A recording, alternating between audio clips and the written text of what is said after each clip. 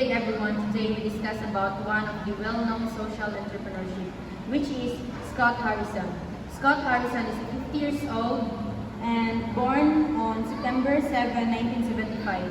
The founder and current CEO of the non-profit charity Water. Author of Thirst, a story of redemption, compassion, and ambition to bring clean water to the world. Social entrepreneur focused on changing lives through providing access of clean water, especially to the impoverished communities.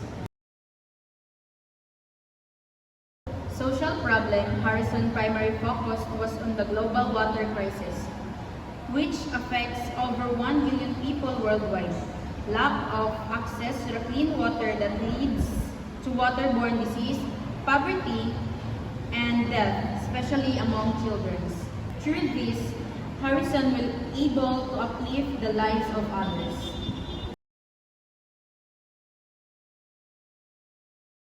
Harrison's values and motivation is integrity, compassion, innovation, and transparency.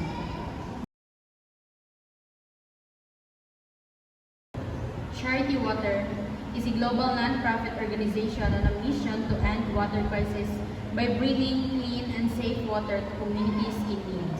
The organization funds water projects through drilling wells, installation of water purification system, and other water-related projects. They use an innovative funding model, a 100% model where every public donation goes directly to the water projects.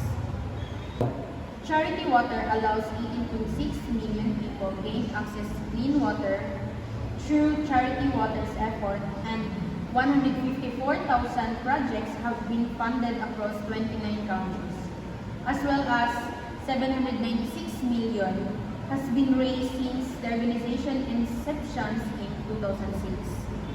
And that's why Scott Harrison is a well-known social entrepreneur.